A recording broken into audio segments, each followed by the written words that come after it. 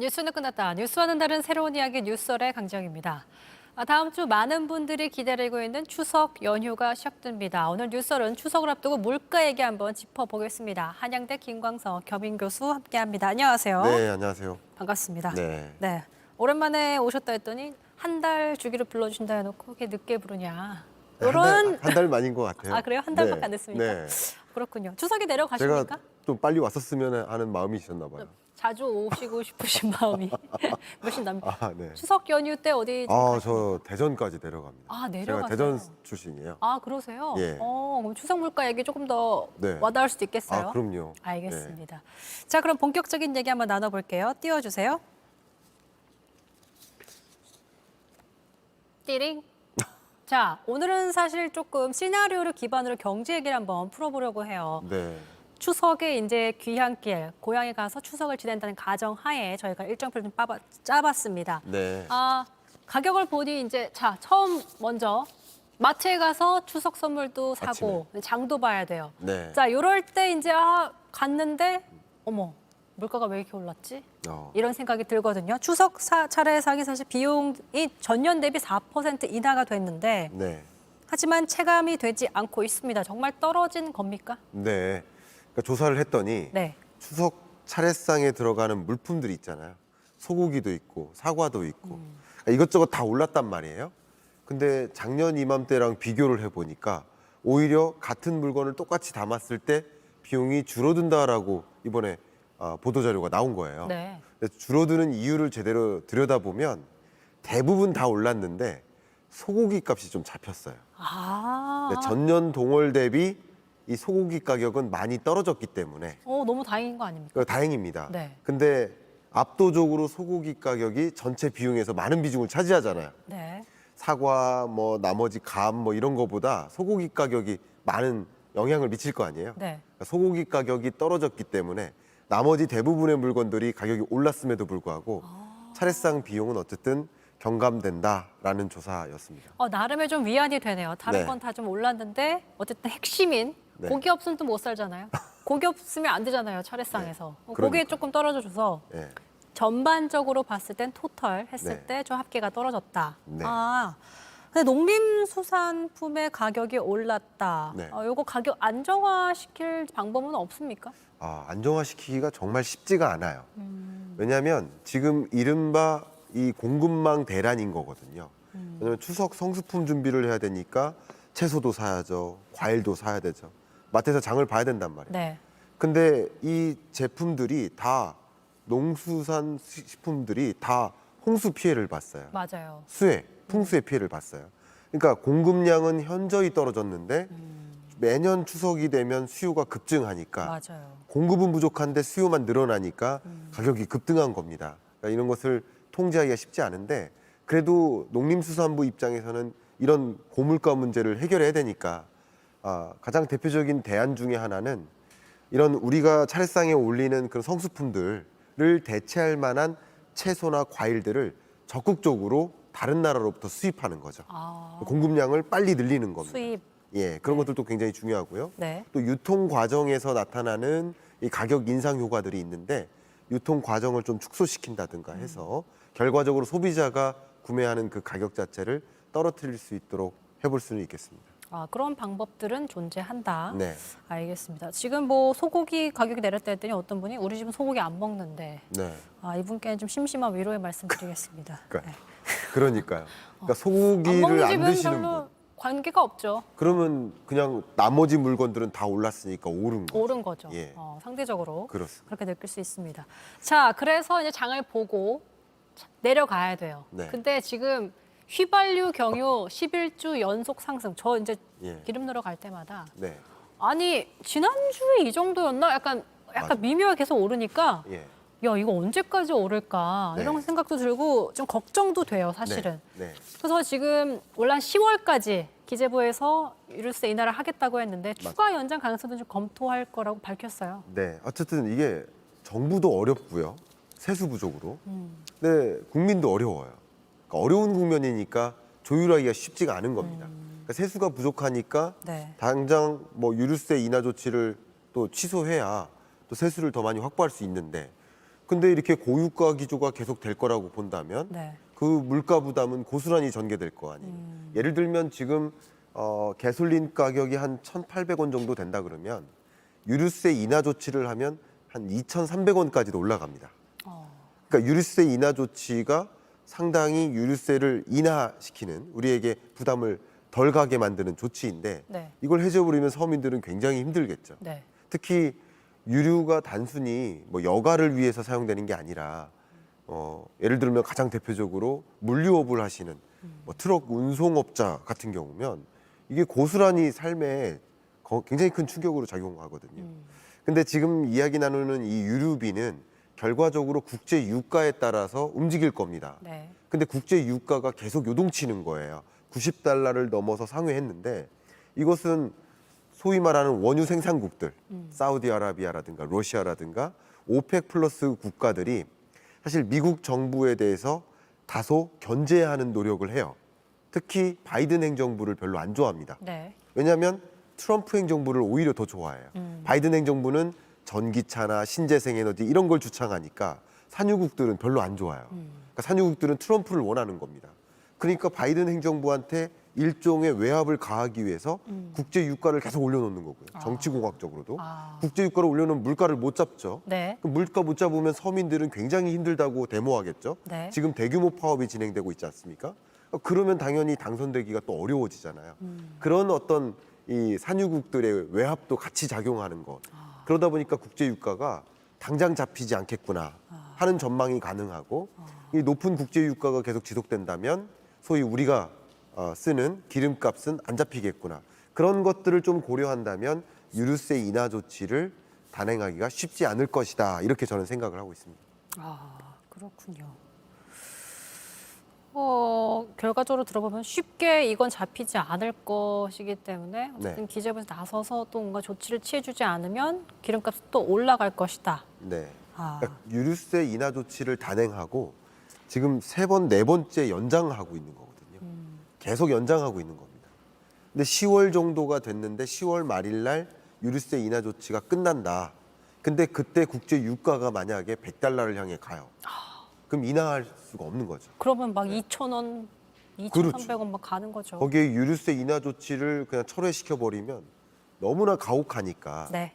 일단은 이 국제 유가의 흐름이 유류세 인하 조치를 연장할 것인지 말 것인지를 좀 결정질 것이다. 근데 지금으로서는 우리가 시나리오로 가정할 만한 게 네. 국제 유가가 당분간 잘 안 잡힐 것이다. 네, 그래서 유류세 인하 조치가 더 연장되지 않을까 하고 저는 생각을 하고 있습니다. 알겠습니다.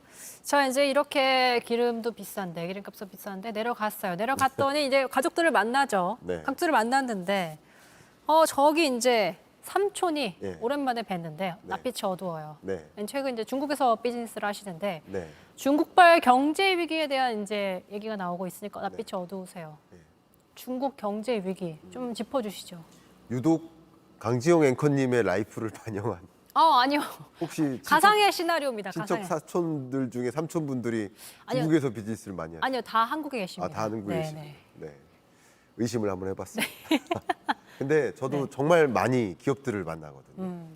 제가 기업들을 많이 만나는 횟수로 따지면 저만큼 많이 만나는 사람이 없을 만큼 정말 많이 만납니다. 그러세요. 왜냐하면 제가 이런 경제 전망이라는 주제로 강연도 해드려야 되고 경영 전략 회의에도 참석을 하고 네.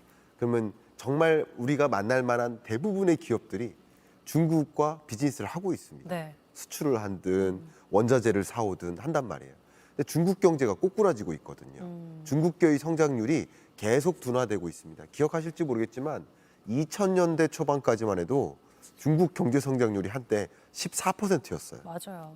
그러다가 계속 떨어지다가 지금은 5%, 올해는 5%대.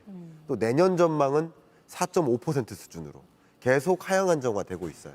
그만큼 중국 경제 이렇게 표현해 보면 어떨지 모르겠지만 좀 기대어서 의존해서 성장을 나름 누려왔다면 중국 경제가 꼬꾸라지는 과정에서 우리의 수출이라든가 혹은 공급망 차질이라든가 이런 여러 가지 문제를 우리는 겪을 수밖에 없겠다 이런 생각인데 중국 경제가 얼마나 어렵냐 네. 그 어려운 정도를 보여주는 가장 대표적인 지표가 바로 중국의 청년 실업입니다. 심각하다면서요? 중국 청년 실업률이 이미 20%를 초과했었고 그 다음 달에 21%를 초과했고 와, 그리고 8월 15일 날 딱 아침 11시에 이 통계가 발표되는 걸 전 기다리고 있었는데 통계가 딱 발표됐는데 청년 실업률을 미발표합니다. 너무 또 올라가서. 왜냐하면 청년 실업률이 또 너무 올라갔기 때문에 아. 그걸 발표해버리면 소위 외신들이 또 중국 망했다 이렇게 쏟아부을 테니까 아예 발표하지 말자 하는 액션을 취할 만큼 청년 실업률이 심각해요. 그다음 중요한 게 세계적으로 고물가 가지고 걱정이잖아요. 우리나라도 지금 고물가 때문에 난리인 거잖아요. 네. 미국도 마찬가지예요. 네. 근데 중국 경제는요. 저물가 때문에 난립니다. 자, 한번 질문 드려볼게요. 만약에 과일 가게 사장님이라고 해볼게요. 네. 과일 가격을 만약에 잘 안 팔려요. 과일이 잘 안 팔려요. 안 팔려요. 그럼 가격을 더 올릴 겁니까? 떨어뜨릴 겁니까? 더 내려야죠. 내려야 그나마 팔릴 거 아니에요. 네. 유통기한도 있을 텐데. 그렇죠. 그러니까 중국 경제의 경우에는 물가 상승률이 심지어 마이너스에서 0, 요 정도를 왔다 갔다 합니다. 그만큼 세계적으로 인플레이션이 숙제인데 중국 경제는 이러다가 디플레이션 오는 거 아니야. 약간 일본이 그랬다가 조금 다시 좀 회복해가지고 이제 네. 금리 올린다 그러더라고요. 맞아요. 근데 중국이 약간 그거에 예. 전철을 밟고 있네요. 그러니까 중국 경제 자체적으로 그만큼 힘들기 때문에 디플레이션 현상이 또 나타나고 그러니까 글로벌 인플레이션 현상 속에서 중국 경제만 디플레이션이라고 한다면 이건 굉장히 강한 디플레이션이라고 볼 수 있거든요. 상대적인 거기 때문에. 네.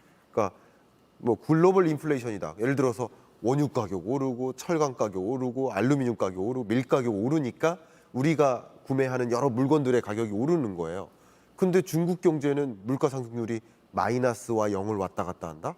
이것은 디플레이션이 굉장히 강한 우려가 된다라고 생각할 수 있어요. 그만큼 중국 경제가 안 좋다 보니까 우리의 대중국 수출도 영향을 부정적으로 받을 수밖에 없는 그런 상황이고 워낙 우리나라의 최대 수출국이 중국이에요. 네. 근데 우리나라만 그런 게 아닙니다. 세계 약 140개 국가가 워낙 큰 나라니까요. 140개 국가의 최대 수출국이 중국인 거예요. 최대 교역국이. 그러니까 중국 경제가 어두우니까 소위 말하는 이 140여 개 나라들이 다 같이 교역에 있어서 차질이 있는 거고 그러니까 당연히 글로벌리 경제가 위태위태하다 이렇게 생각할 수 있겠죠. 그 여파가 어쨌든 모든 나라에 좀 퍼지고 있는 그런 네. 상황입니다. 자, 삼촌의 낯빛도 어두운데 갑자기 저기서 이제 조카가 와요. 뭘 하나 쓱 내밀어요. 네. 이 청첩장을 주는데 네. 요즘 이제 이것도 약간 한때 논란이기도 했어요. 청첩장 이제 경조사비, 용돈 같은 거 얼마나 줘야 될까 이런 기사가 있었어요. 네. 축의금도 인플레이션, 적정 금액은. 근데 이것도 어쩔 수가 없는 게 요즘 뭐 결혼만 해도 비용이 너무 올라가서 맞아요. 그거를 생각해서 또 그냥 예전만큼 축의금 못 내는 거예요. 맞아요. 그러니까 내 지갑만 점점 얇아지는 그런 상황? 네. 네. 맞습니다. 네. 말씀하신 대로 예식장이나 호텔에서 제공하는 그 외식비 자체가 뷔페라든가 이런 음식값 자체가 올라갔기 때문에 축의금을 더 내야 되는 게 아닌가 이런 생각을 하게 된단 말이에요. 네. 제가 오늘 이 방송국에 오는 길에 운전하면서 생각한 한 문장이 있습니다. 그러니까 오르는 게 아니고 내리는 게 아니에요. 지금 현재 경제가 이런 모습 같아요. 무슨 뜻이냐? 네. 월급 통장의 소득이 임금이 나름 올라가는 것 같은데 사실 같은 임금이나 올라간 임금 가지고 살 수 있는 물건의 개수가 줄어들어요. 맞아요. 고물가 때문에 오르는 게 아니에요. 네. 근데 또 내리는 게 아니다라고 표현한 건 뭐냐면 지금 물가가 떨어진다고 생각하잖아요. 물가는 안 떨어져요. 물가 상승률이 떨어지는 겁니다. 정확한 표현 이거 정확한 중요합니다. 표현. 물가 네. 상승률이 떨어지는 것이지 물가는 여전히 오르는 겁니다. 예를 들면 물가 상승률이 작년에 약 6%를 기록했다가 최근에는 물가 상승률이 3%대입니다.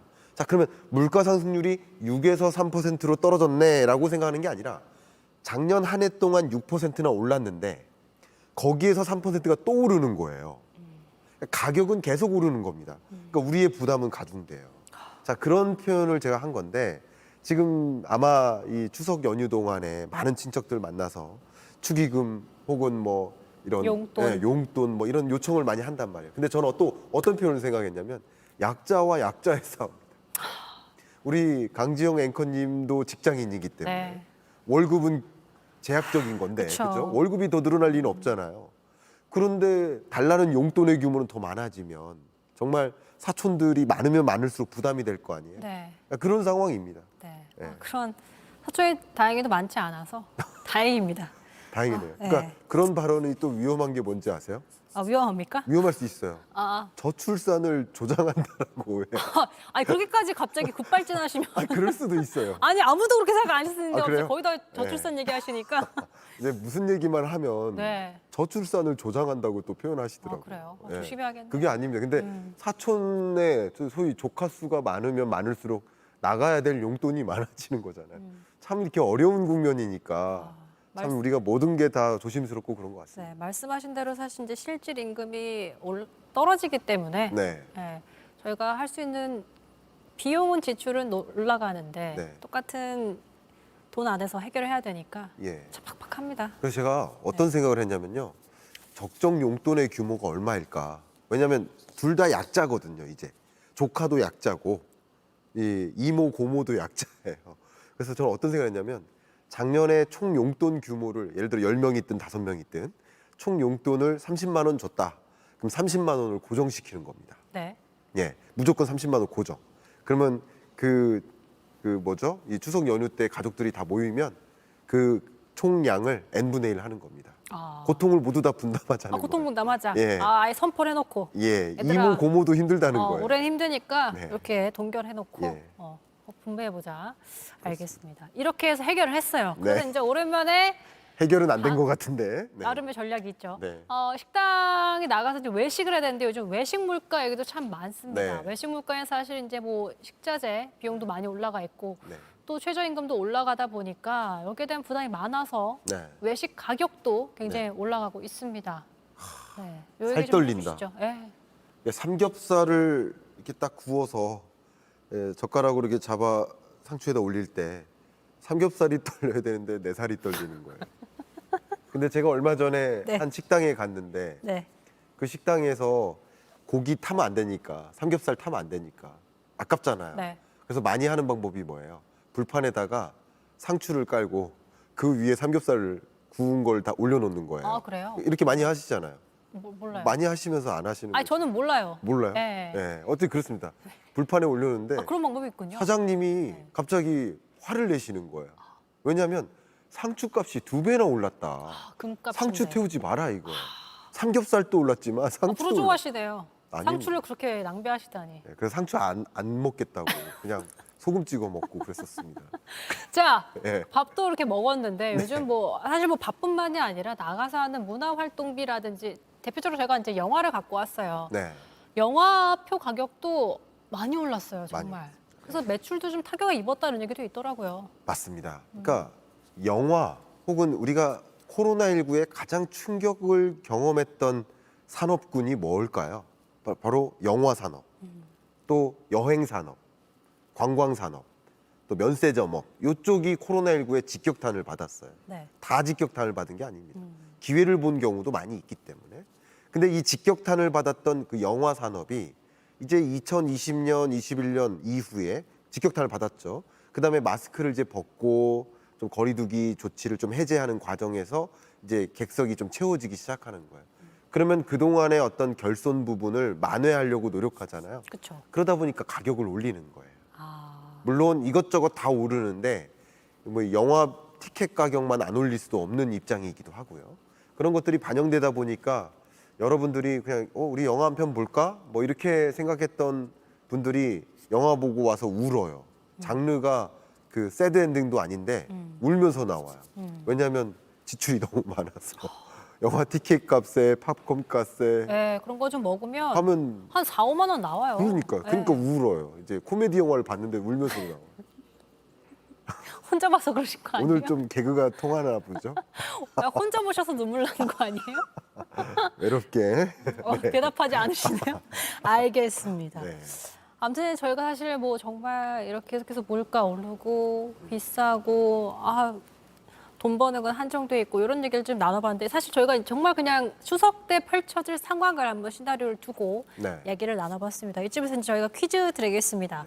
아까 교수님께서 물가가 떨어지는 게 아니라 요게 떨어지는 거다라고 말씀을 해주셨습니다. 5글자예요.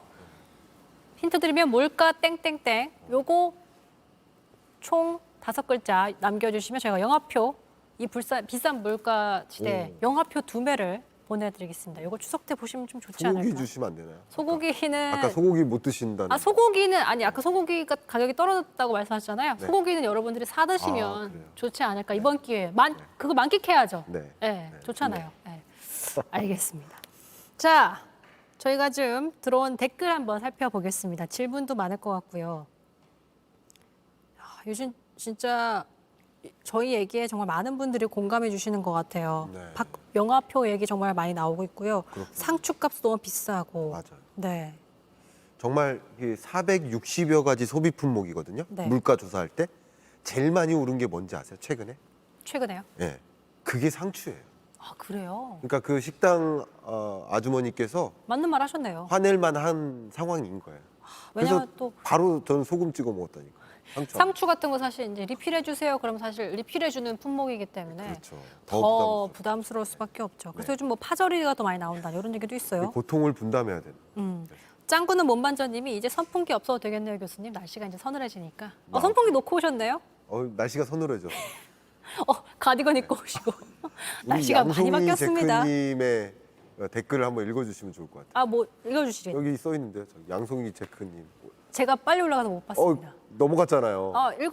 교수님이 직접 읽어주시면. 제가 하면 좀 민망합니다. 그래요. 본인의 칭찬이었군요. 처음 받았어요. 처음. 오늘 완전 잘생기셨다 이런 얘기 있었대요. 그게 저분이 남긴 댓글이었다고 합니다. 또 있나 보죠. 네. 근데 중국에서 뭐 실업률 조작했다 이런 얘기도 나오고 있다는데 이거 무슨 얘기예요? 그러니까 실업률을 조작한 게 아니라 미발표한 거예요. 저는 참 이게 통계를 미발표하는 거는요. 다소 저는 이제 비성숙 국가의 모습이다. 성숙하지 않은 나라의 모습이다. 이런 생각을 하는데 네. 통계를 미발표하는 것보다 더 심각한 문제는 정치적으로 해석하지 말아주시고 통계를 조작하는 것이다. 이게 통계가 왜 필요할까요? 통계를 보고 그 상황을 진단하는 거예요. 맞아요. 우리 몸이 아프잖아요. 의사가 몸을 진단하는 겁니다. 진단해서 어떤 수치가 높으니까 이렇게 대응하세요. 이런 약을 먹으세요. 이렇게 하는 건데 통계를 가지고 그 나라 경제 상황을 진단하는 것인데 통계를 조작하거나 미발표한다?